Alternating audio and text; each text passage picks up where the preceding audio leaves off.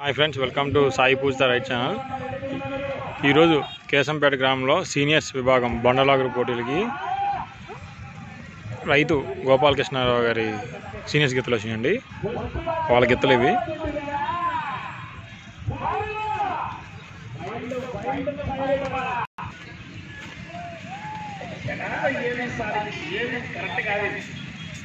తెలంగాణలో మనం ఊటగా తప్పకుండా సరిపోదు కాదు వైరాటి సాక్షానికి